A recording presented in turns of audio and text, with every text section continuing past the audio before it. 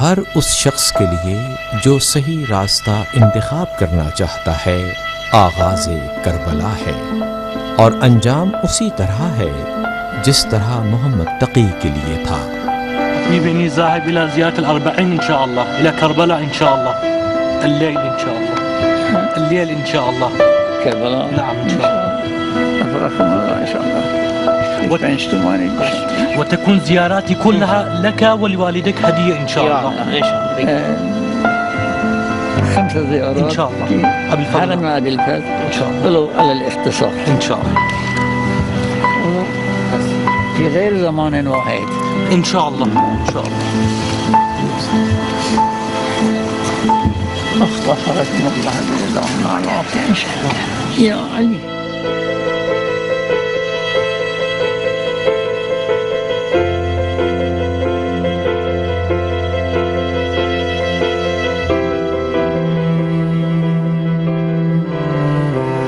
عبد الہی محمد تقی بہجت۔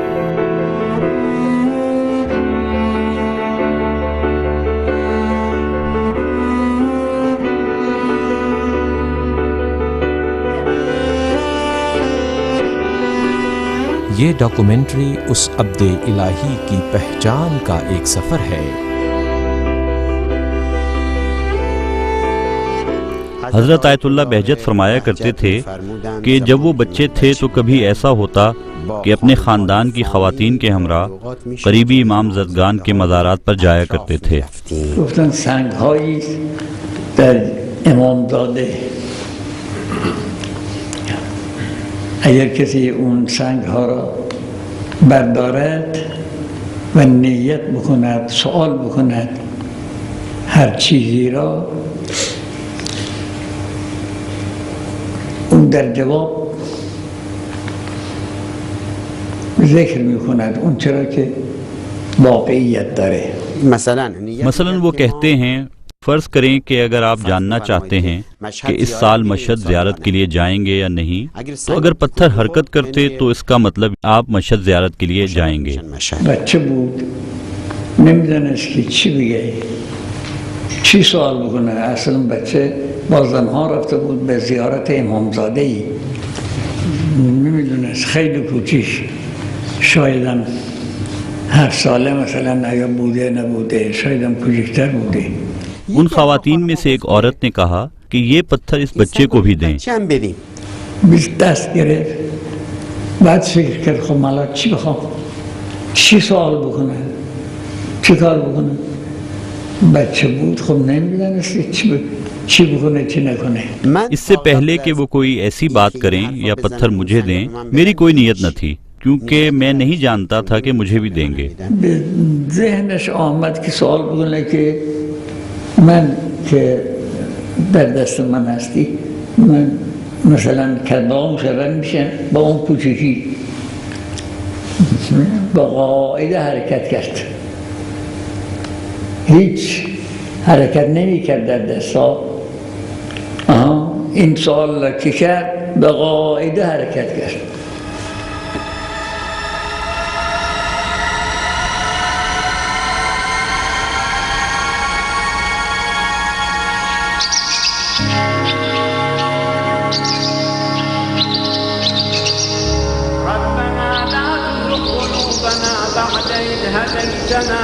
وهب لنا من لدنك رحمة إنك أنت الوهاب۔ دوسری منزل کربلا۔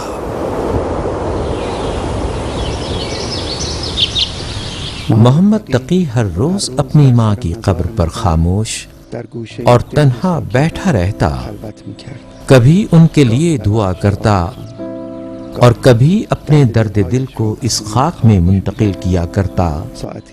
کئی گھنٹے خاموش اور تنہا رہتا، کبھی کبھی مرزا بھی اس کے ہمراہ ہو لیتے۔ محمد تقی نے اکثر باتیں اپنے باپ سے سیکھی تھیں، لیکن یہ ماں کی مٹی سے انس، ایک کبھی نہ مٹنے والا جاگزیں احساس اسے مضطرب کیے رکھتا۔ الله لمن حمده الله أكبر ان کے بھتیجوں میں سے ایک نے ان سے پوچھا، آقا کیا آپ نے کبھی اپنی والدہ کو خواب میں دیکھا ہے؟ کہا ہاں۔ پوچھا کہ ان کا چہرہ کیسا تھا؟ بتایا کہ انہوں نے چہرے پہ چادر ڈال رکھی تھی۔ اس نے حیران ہو کر پوچھا تو کیا وہ آپ کی محرم نہیں ہے؟ کہا ہاں۔ اس نے کہا تو کیوں انہوں نے چادر چہرے پہ ڈال رکھی تھی؟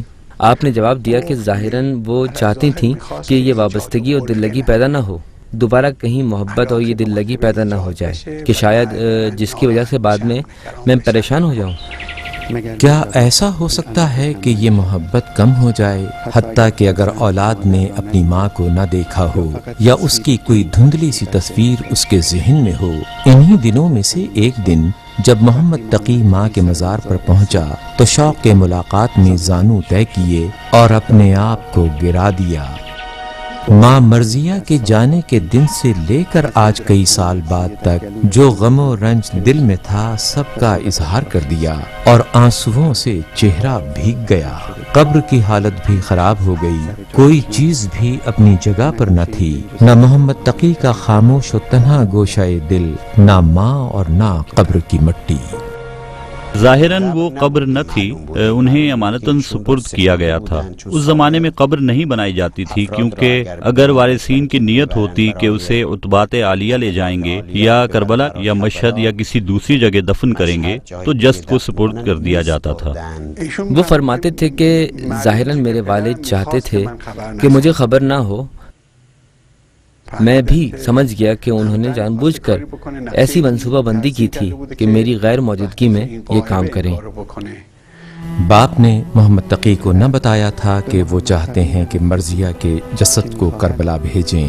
مرزا نے ماں کے ساتھ ان کی روزانہ کی خلوت اور راز و نیاز کو دیکھا تھا اور اچھی طرح جانتے تھے کہ ماں کی جدائی ان کے لیے کس قدر مشکل ہے۔ ماں کی خالی قبر محمد تقی کی اداسی کو بڑھا رہی تھی اور دل کو بے تاب کر رہی تھی۔ ایسا لگ رہا تھا کہ جیسے وہ منتظر تھے کہ اس قبر کی وجہ سے ان کی بے تابی میں اضافہ ہو۔ دل کو جدا کرنے کے لیے کسی دلیل کے انتظار میں تھے۔ دل کو جدا کرنا اس دیار غیر کی طرف جانے کے لیے، ایک جانی پہچانی غربت اختیار کرنے کے لیے۔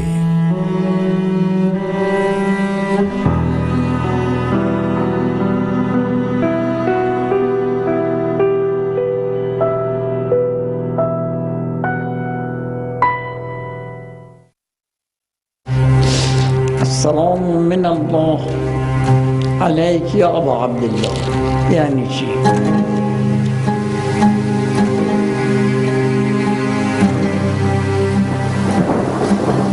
السلام من اللہ علیک یا ابا عبداللہ، ان تعبیرات زیاد ہے۔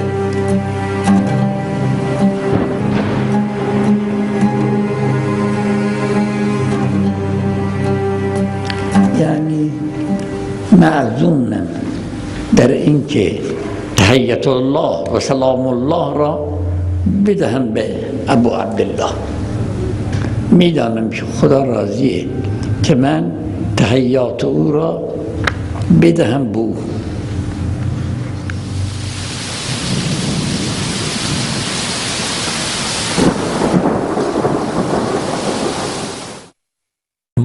اگر ہم آقا بہجت کی سلوکی کیفیت کو بیان کرنا چاہیں تو ہم دیکھتے ہیں کہ اس کی بنیاد فومن سے شروع ہوتی ہے۔ علم عرفان میں علماء نے اس بات کی طرف اشارہ کیا ہے کہ بعض عرفاء کو مجذوب سالک قرار دیتے ہیں اور بعض کو سالک مجذوب کہا ہے۔ البتہ عام طور پر وہی سالک مجذوب ہی ہوتے ہیں جو سیر و سلوک کو شروع کرتے ہیں تاکہ مقام مجذوب تک پہنچ سکیں، لیکن ہم اس حقیقت کا انکار نہیں کر سکتے کہ کچھ لوگ ایسے بھی تھے، اگرچہ انگشت شمار تھے لیکن ایسے لوگ موجود تھے جو مجذوب سالک تھے۔ عرفان میں ایک چیز یقظہ ہے۔ یقظہ یعنی بیداری۔ بیداری کیا یعنی طلب، اور طلب کیا یعنی درد، درد کیا یعنی خدا خواہی کا شوق، اپنے محبوب کے لیے تڑپنا، اس کے علاوہ کسی کو محرم نہ جاننا، اس کے بغیر احساس تنہائی کرنا۔ پرواز کرنے اور بلندی پانے کا شوق محمد تقی کے لیے ایک بلند افق رکھتا تھا۔ فومن اس کا احاطہ نہیں کر سکتا تھا۔ کوئی جذبہ و احساس انہیں دیار غیر کی طرف بلا رہا تھا، وہ پردیس جسے انہوں نے کئی سالوں سے کربلا والوں کے عزا میں لکھے جانے والے مرزا کے مرثیوں میں دیکھا تھا اور اس سے آشنائی رکھتا تھا۔ اپنے گلشن کے پنچھی کو جدائی اور فراق کی کیا شرح دوں کہ ان حادثات و مسائل والی جگہ پر کیوں کر آ گرا ہوں۔ یہ در حقیقت اس اضطرابی حالت و کیفیت کی عکاسی ہے جو کہ فومن میں حضرت آیت اللہ بہجت کی تھی۔ جب یہ خواہش پیدا ہوئی اور جب آتشین شوق شعلہ ہو جائے تو جب تک انسان کو مقصد تک نہ پہنچا دے اس کی آگ نہیں بجھتی۔ مرحوم آیت اللہ بہجت کے بارے میں جیسا کہ آپ نے کہا بالکل طے شدہ امور میں سے ہے، بچپن سے ہی ان میں ایسی خصوصیات مشاہدہ کی جا رہی تھیں۔ مرضیہ کے کربلا چلے جانے کے بعد اب محمد تقی کے لیے ٹھہرنا بہت مشکل ہو رہا تھا، کیونکہ کئی سالوں سے کربلا کا شوق ان کے دامنے گیر تھا۔ زیارت کا شوق بھی اور مجاورت کا ارادہ بھی تھا، لیکن وہ اپنے والد سے کچھ نہ کہتے تھے۔ یوں لگتا تھا کہ جیسے کسی علامت یا اشارے کے انتظار میں ہیں۔ اب ماں کے چلے جانے کی وجہ سے ان کا دل کرتا تھا کہ ہر بات کو جناب مرزا سے کہہ دیں۔ شاید اس بے قراری کا شعلہ جناب شیخ احمد سعدی کی شاگردی اختیار کرنے کی وجہ سے روشن ہوا تھا۔ ایسے استاد جو حوضہ کربلا و نجف اور بلند پایا اساتذہ کے دروس کا مزہ خوب چکھ چکے تھے، جو کچھ بھی تھا چاہتے تھے کہ چلے جائیں۔ بہت سو نے یہیں سے شروع کیا ہے ان کے استاد کے استاد جناب ملا حسین کلی ہمدانی علی اللہ مقامہ شریف حاج عقائے احمد کربلائی، جو کہ ایک خاص مقام رکھتے ہیں۔ حاج عقائے علی قاضی جو یہ کہتے ہیں کہ میرے پاس جو کچھ ہے امام حسین سلام اللہ علیہ سے ہے۔ ان کے کمال میں پہلا کشف جناب قمر بنی ہاشم سلام اللہ علیہ کے حرم مبارک میں پیش آیا۔ مرحوم آقا قاضی نے فرمایا تھا کہ میں نے عالم باطن میں دیکھا ہے کہ پروردگار متعال نے کائنات کو امام حسین علیہ السلام کے دسترخوان پر سجا رکھا ہے۔ تمام فیوزات حضرت کے وجود نازنین کے واسطے سے عالم تک پہنچے ہیں اور ہمکار حضرت ابو الفضل العباس علیہ السلام ہیں۔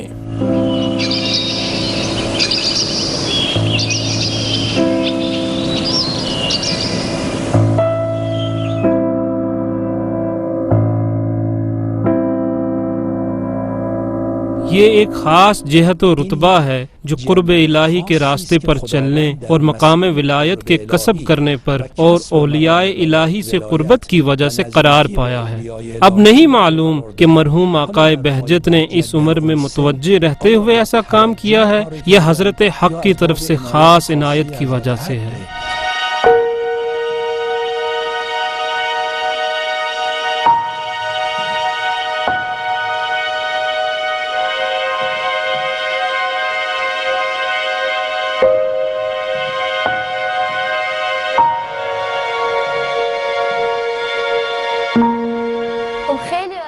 محمد تقی کا دل چاہ رہا تھا کہ وہ کربلا کا سفر کرے۔ جناب مرزا بھی اپنے بھائی کے ذریعے محمد تقی کو بھیج سکتے تھے، لیکن پھر بھی ان کا دل راضی نہ ہو رہا تھا۔ کبھی جناب مرزا راضی ہو جاتے لیکن پھر فوراً فیصلہ واپس لے لیتے۔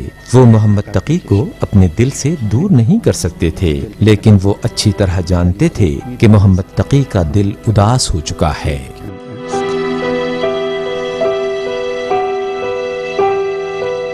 شاید خود شیخ احمد نے اس مسئلے کو حل کیا اور جناب مرزا کو راضی کیا، جو کہ محمد تقی کو اچھی طرح سے جانتے تھے۔ وہ جانتے تھے کہ اب اس کا دل فومن میں نہیں لگے گا۔ وہ جانتے تھے کہ اب اسے ایسی جگہ جانا چاہیے جو علم کا مرکز ہو، جہاں اکثر اہل معرفت جمع ہوں، ایسی جگہ جو کہ سید الشہداء کے جوار میں ہے۔ بالآخر جناب مرزا اس جدائی پر راضی ہو گئے اور ایک کاروان میں جناب حاج محمد دبائی کے ہمراہ محمد تقی کو روانہ کر دیا۔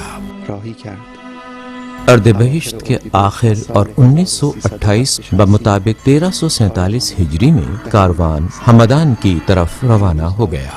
ان دنوں میں رضا شاہ کی حکومت نے سرحد سے آنے جانے کے لیے بہت سخت قسم کے قوانین بنا رکھے تھے۔ محمد تقی جو والد کے بغیر اور کسی شناختی کارڈ یا ویزے کے بغیر سفر کر رہے تھے، آگے تک نہ جا سکے۔ حاج محمد اور کاروان والوں نے جتنی بھی کوشش کی، کامیاب نہ ہو سکے۔ محمد تقی نے وہیں ہمدان سے والد کے لیے ایک خط لکھا اور ساری صورتحال کا ذکر کیا۔ بہت احترام اور خوبصورت جملات سے بھرا ہوا خط جو اس طرح شروع ہوتا تھا: قبلہ محترم حضور مبارک کے قربان جاؤں، امید ہے انشاءاللہ آپ کا وجود مبارک اچھی صحت اور عافیت کی آغوش میں ہوگا۔ اگر آپ اس بندے کے بارے میں جاننا چاہتے ہیں تو شکر خدا ہے کہ میں صحیح و سالم ہوں۔ عرض ہے کہ اتوار کے دن جب حضرت مجتبی عالی رشد سے فومن کی طرف چلے گئے تو آخر کار ہم نے بھی اتوار کے دن وہاں سے حرکت کی اور آقا بابا پہنچ کر رات گزاری۔ پھر سوموار کے دن غروب کے وقت ہمدان میں داخل ہوئے۔ جستجو کے بعد معلوم ہوا کہ بندے کو آگے لے جانے میں مصلحت نہیں ہے۔ رب العباد سے آپ کی طول عمر اور پائیدار عزت کی دعا کے ساتھ، محمد تقی بہجت فومنی۔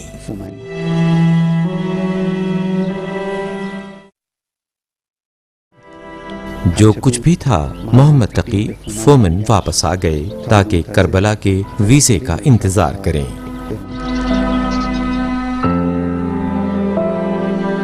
ان کے ایک بڑے بھائی تھے جن کا نام محمد حسین تھا۔ ان کا کام پبلیکیشنز کا تھا۔ ان کا ایک دوست بھی تھا جو لاریجان میں سرکاری ملازم تھا۔ اس کے ذریعے سے پاسپورٹ کی درخواست بھیجی گئی اور اس کی سفارش کے ذریعے یہ کام انجام دیا گیا۔ محمد حسین نے اپنے چھوٹے بھائی کا ویزا اس امید پر لیا کہ وہ کربلا میں دنیاوی علم حاصل کرے یا حتیٰ علم طب پڑھے، صرف علم دین نہ پڑھے۔ اس موضوع کے متعلق جناب مرزا محمود کے بھائی علی اکبر نے، جو بعد میں ان کے لیے کربلا سے خط لکھا تھا، اس میں ذکر کیا ہے۔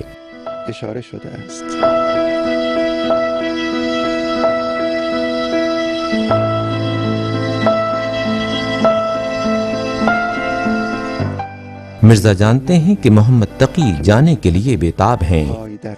یہ بھی اچھی طرح جانتے ہیں کہ اس سفر کے بعد ایک طویل فراق کا سلسلہ ہے۔ ماہ آذر 1928 شمسی میں سب کچھ آمادہ ہو جاتا ہے۔ ویزا، کاروان اور مرزا کا بے قرار دل بالآخر محمد تقی سے دوری کے غم کو برداشت کرنے پر آمادہ ہو جاتے ہیں۔ یہ وہی غم ہے جو مرزا کے اشعار میں ہمیں ہر جگہ نظر آتا ہے، جیسے وہ شعر جو محمد تقی کی آخری تصویر کے نیچے تحریر ہے: تم چلے گئے اور تمہارا داغ دل کے اندر رہ گیا، میرے دل و جان تم پر فدا اے تقی، تمہاری تصویر ہی رہ گئی ہے اور تم نہیں ہو، اے میری آنکھیں میں تم پر فدا اے تقی۔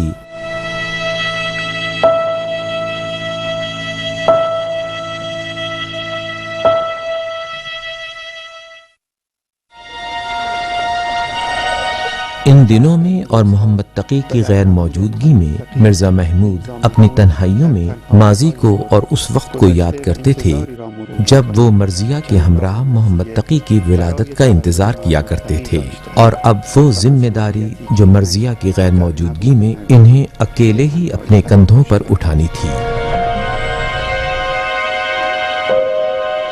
اس کے علاوہ اپنے بھائی مرزا علی اکبر کے بارے میں سوچا کرتے تھے کہ جو کربلا کا رہائشی تھا اور چند دن تک محمد تقی کا میزبان ہوگا۔ پھر قدیمی حوزہ علمیہ کربلا کو یاد کرتے جو چند سال پہلے تک مرزا شیرازی دوم کے کربلا آنے سے کچھ سال بعد تک کربلا نجف سے زیادہ پر رونق ہو گیا تھا اور مرکز بن گیا تھا۔ اب اگرچہ مرزا شیرازی دوم کی وفات کی وجہ سے مرکزیت دوبارہ نجف کو حاصل ہو گئی تھی، لیکن اب بھی وہاں بہت ماہر و زبردست اساتذہ موجود تھے۔ مشہور اساتذہ جیسے شیخ ابوالقاسم خوئی، شیخ جعفر حائری فومنی، آیت اللہ مرزا مہدی شیرازی اور آیت اللہ سید حسین حائری ضوابط کے مصنف۔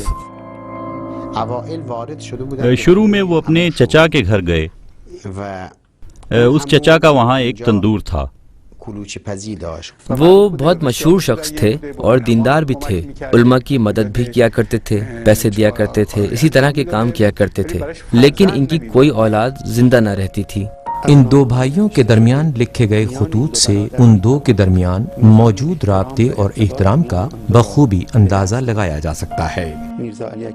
مرزا علی اکبر اپنے ایک خط میں اپنے بھائی مرزا محمود کو بہت زیادہ سلام و دعا کے بعد لکھتے ہیں کہ میں نے خدا تعالی سے چاہا کہ مجھے اجازت دے، لیکن اجازت نہ دی، حتیٰ میں نے 3 دن تک روزے رکھے، روتی ہوئی آنکھوں کے ساتھ خدا تعالیٰ کی بارگاہ میں گریہ وزاری کی تاکہ میرے فرض کو معین فرما دے۔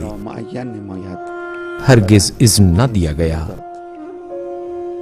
مرزا علی اکبر ایک مومن اور اہل دل شخص تھا، جس قدر اپنے بھائی سے محبت کرتا تھا کیونکہ اس کی کوئی اولاد نہ تھی، اس لیے اسی قدر اپنے بھتیجے سے بھی پیار کرتا تھا، اس کے لیے کسی چیز سے دریغ نہ کرتا تھا۔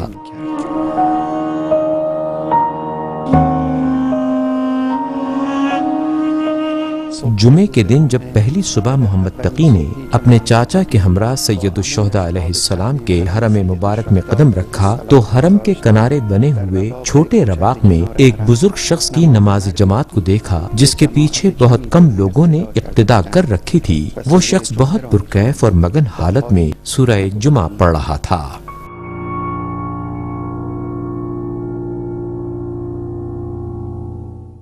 حوزات علمیہ میں عموماً آقائے نائینی کو علمی شخصیت کے عنوان سے جانا جاتا رہا ہے۔ جو ابحاث ان کی کتابوں پر لکھی گئی ہیں اس حوالے سے وہ ایک علمی شخصیت کے مالک ہیں، لیکن وہ علوم باطنی اور معنوی کی طرف بھی راغب کیا کرتے تھے۔ مرزا حسین نائینی بلند مرتبہ فقیہ اور ملا اخند جیسے عظیم استاد کے شاگرد تھے۔ مشروطہ قیام کے واقعے میں ملا اخند کے شانہ بشانہ جہاد کرتے رہے، یہاں تک کہ قیام کے زمانے میں ملا اخند کے نام عوام اور مراجع عظام کی طرف سے لکھے جانے والے اکثر خطوط کا جواب جناب نائینی دیا کرتے تھے۔ اسی وجہ سے عام طور پر لوگ انہیں فقیہ و عالم کی نسبت ایک سیاسی شخصیت کے طور پر زیادہ جانتے تھے۔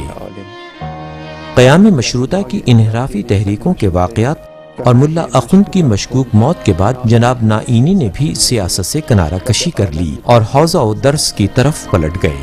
ان دنوں میں جناب نائینی ایک بلند مرتبہ استاد اور برجستہ فقیہ شمار کیے جاتے تھے۔ وہ نجف میں رہائش پذیر تھے، کبھی کبھی کربلا جایا کرتے تھے، کچھ مدت وہاں رہتے اور پھر حوزہ نجف واپس چلے جاتے۔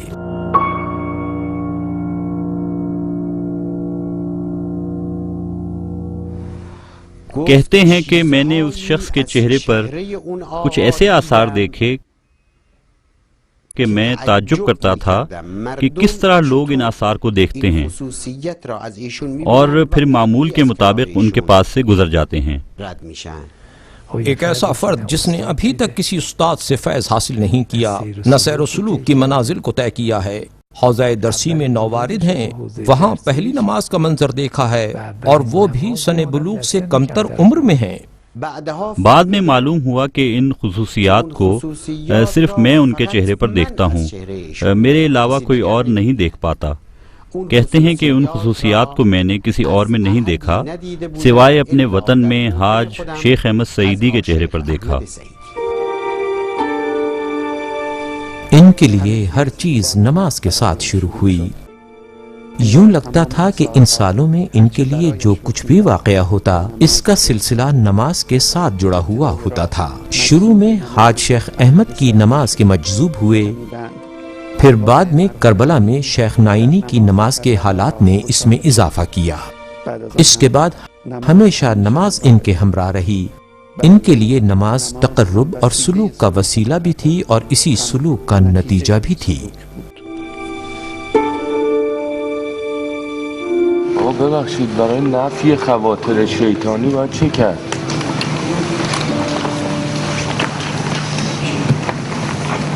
در نماز باید ملتفت باشد که خواطر شیطانی کار نکنه، سایر اعمال تابع نماز میشه۔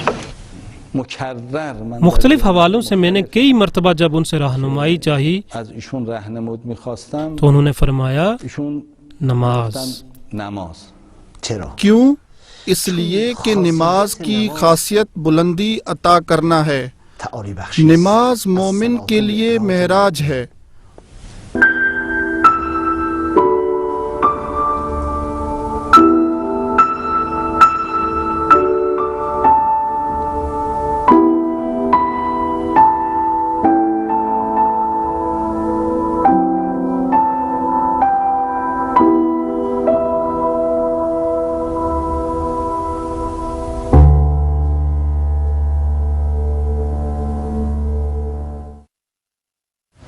اللہ اکبر، الحمد للہ، اشہد ان لا الہ الا اللہ وحدہ لا شریک لہ۔ جناب نائینی کی نماز کا تجربہ ان کے لیے پہلا تجربہ نہ تھا۔ تقی نے باپ سے نماز پڑھنا سیکھی تھی، لیکن نماز کی کشف حقیقت کو مرحوم سعدی سے کشف کیا تھا۔ بچپن کے زمانے سے ہی مرزا محمود کے ہمراہ شیخ احمد کے پیچھے نماز پڑھنے جایا کرتے تھے اور ان کی نماز کے حالات میں ایسی چیزیں دیکھی تھیں جو کسی اور کی نماز میں نہ دیکھی تھیں۔ یہی نماز تھی جس نے ان دو کے درمیان گہرا تعلق قائم کر دیا تھا، ایسا تعلق جو کربلا تک بھی ان کے ساتھ تھا۔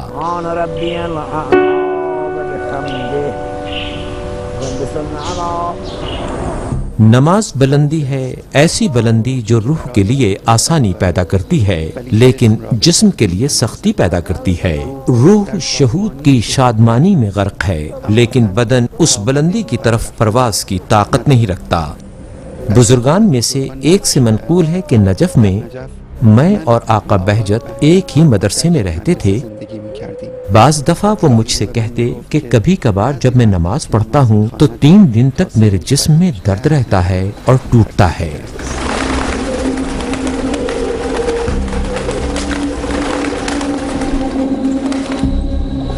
میں نے سنا ہے کہ کسی دن ان سے کسی نے کہا فلاں شخص نماز نہیں پڑھتا، آپ اس کے لیے کچھ فرمائیے۔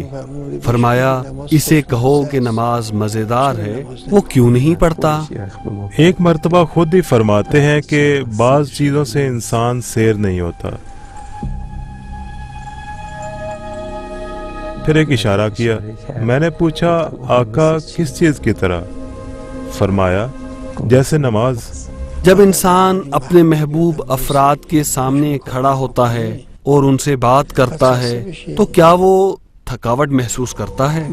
واضح ہے کہ غفلت ہمیں گھیر لیتی ہے۔ اگر غفلت نہ ہو تو ہم ایسے نہیں ہیں جیسے یہ اولیاء خدا ہیں، طبیعتاً ان کی ساری توجہ خدا کی طرف ہے۔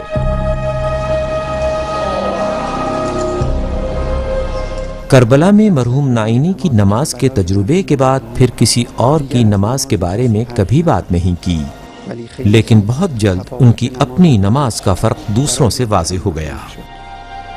20 سال کے جوان تھے جو دوستوں کے اجتماع میں، زیارتی سفر میں، حتیٰ بڑی عمر کے لوگوں کی موجودگی میں یا مشہور و صاحب نام افراد کی موجودگی میں بھی امامت نماز کی ذمہ داری ان پر ہوتی۔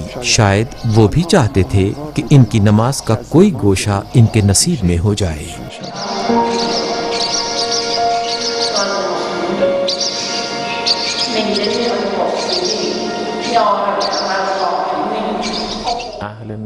اہل نظر اور علماء اس بات کے قائل تھے کہ ان کی نماز میں شرکت سیر و سلوک کے لیے کافی ہے۔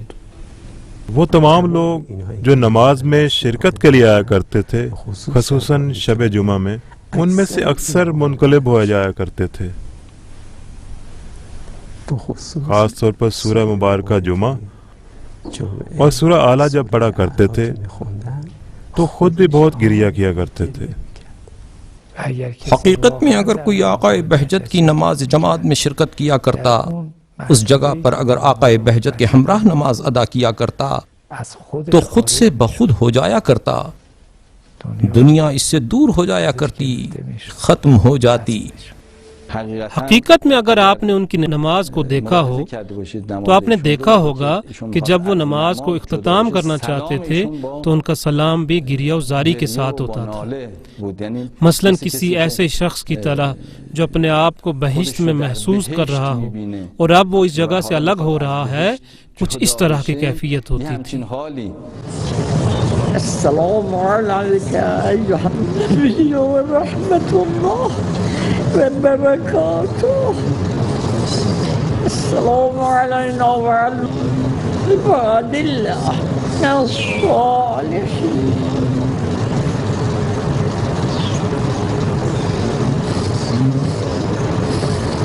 السلام علیکم ورحمۃ اللہ وبرکاتہ۔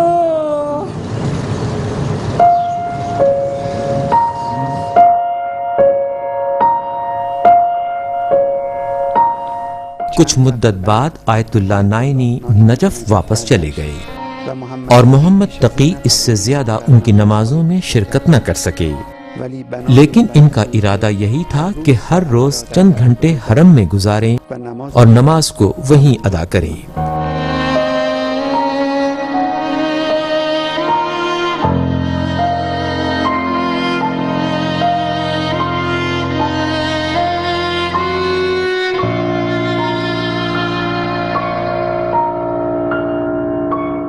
جب وہ وہاں گئے تو ابتدائی دنوں میں خود انہوں نے اپنے والد کے لیے لکھا کہ میں چچا کے ساتھ صبح گھر سے نکلتا ہوں اذان فجر سے پہلے، ہم ابا عبداللہ الحسین علیہ السلام کے مشرف میں مشرف ہوتے ہیں اور پھر رات نماز پڑھنے کے بعد بندہ اپنے چچا کے ہمراہ بہت صبح گھر میں وضو کرتا ہے، پھر ہم سید الشہداء علیہ السلام کے حرم میں چلے جاتے ہیں، نماز با جماعت اور دعا پڑھنے کے بعد زیارت میں مشغول ہو جاتے ہیں، پھر میں اسی آقا شیخ کے درس میں چلا جاتا ہوں، وہاں تصریف کا ایک درس پڑھتا ہوں اور مطالعہ کرتا ہوں اور 2 عدد مباحثے بھی کرتا ہوں جب تک دوپہر ہو جاتی ہے۔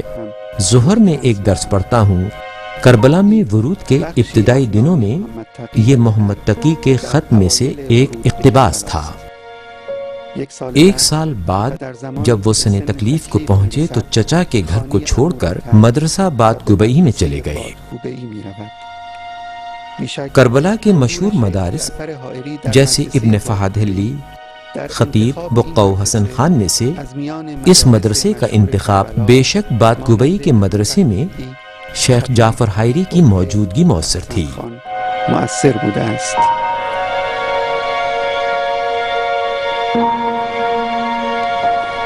شیخ جعفر حائری مرزا محمود کے رشتہ داروں میں سے تھے اور ان کے ساتھ بہت گہرا اور دوستانہ تعلق و رابطہ رکھتے تھے۔ مرزا علی اکبر کی طرف سے مرزا محمود کو لکھے گئے خطوط میں سے ایک کے حاشیے پر شیخ جعفر کی تحریر بھی ملتی ہے۔ وہ مرزا محمود کو اطمینان دیتے ہوئے لکھتے ہیں کہ محمد تقی بہت سنجیدگی کے ساتھ تعلیم حاصل کرنے میں مصروف ہے اور وہ بھی محمد تقی کی حفاظت اور خیال رکھنے میں کوئی کمی نہ کریں گے۔ بہرحال محمد تقی کے مدرسے جانے سے اس بات میں مدد ملی تھی کہ وہ زیادہ توجہ کے ساتھ درس پڑھے۔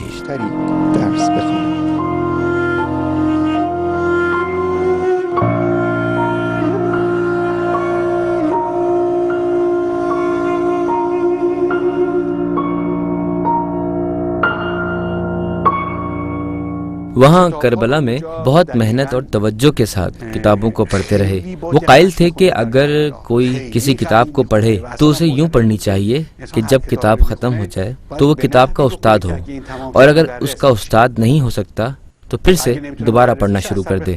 بہت اچھی صلاحیت رکھتا ہو، کام میں تسلسل اور پائیداری ہو، علم میں گہرائی بھی ہو، اساتید بھی درجہ اول کے ہوں، علم حاصل کرنے میں بھی اچھی صلاحیت رکھتا ہو، تو پھر اس قسم کے علامہ کا ظاہر ہونا یقینی ہے۔ ایک کتاب ہے شرح خط کے نام سے، جس کے بارے میں کہتے ہیں کہ میں نے 2 ماہ میں پڑھی ہے۔ کل 2 مہینے اور چند دن تھے، اور ان میں سے 15 دن میں بیمار تھا، یہی لکھا ہے۔ یا کتاب معلم کے بارے میں لکھتے ہیں کہ اسے 4 ماہ میں ختم کیا ہے۔ حوزے کے 1 سال درس کے حساب سے کہتے ہیں کہ 4 ماہ میں پڑھی ہے، اور ہمارے استاد بڑی سطح کی کتابوں سے بھی مثالیں لایا کرتے تھے، یعنی صرف کتاب میں سے درس نہیں کہتے تھے۔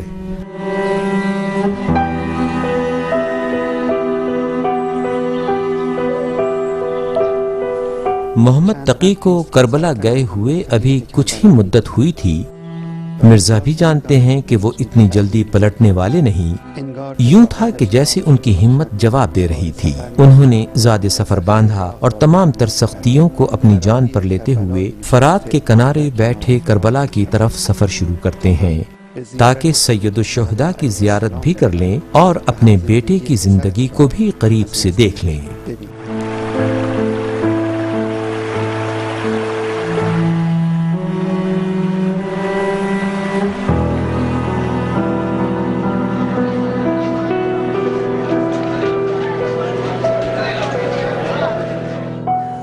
حاج آقائے جعفر حائری وہاں تھے،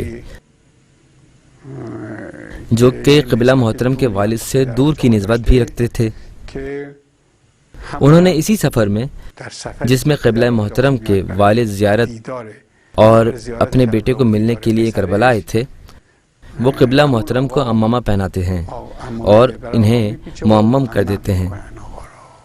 محمد تقی کو کربلا گئے ہوئے تقریباً 2 سال کا عرصہ گزر گیا تھا، اور اب انہوں نے رسمی طور پر لباس روحانیت پہن لیا تھا، لیکن اب فومن کے بارے میں وہ سنجیدہ طور پر سوچنے لگے تھے، اس کے بارے میں پریشان تھے۔ اسی پریشانی کو یوں یاد کرتے ہیں کہ جب ہر روز سید الشہداء کی زیارت کے لیے حرم مبارک میں جایا کرتا، دعا میں حضرت علیہ السلام سے چاہتا کہ تحصیل علم کے ساتھ تہذیب نفس اور معنوی معرف کو کسب کرنے میں میری مدد فرمائیں۔ یہ خواہش اگرچہ ان کی ہر روز کی زیارت و دعا میں ذکر ہوتی تھی، لیکن اس کا جواب ملنے تک اور کسب معنویت کی اجازت ملنے تک انہیں کچھ مدت صبر کرنا تھا۔ اس پر سلام، جس دن وہ دنیا میں آیا اور جس دن وہ مر جائے گا، پھر جس دن اسے اٹھایا جائے گا۔ سورہ مریم کی آیت 15، اور یہ سفر جاری ہے۔ مدرسہ باد گبئی کی راتوں میں محمد تقی آسمان کے راستوں پر نگاہیں لگائے رہتے اور کسی بلال کا شوق سے انتظار کرتے کہ شاید کوئی اس راستے سے آئے اور اسے بھی اپنے ساتھ لے جائے۔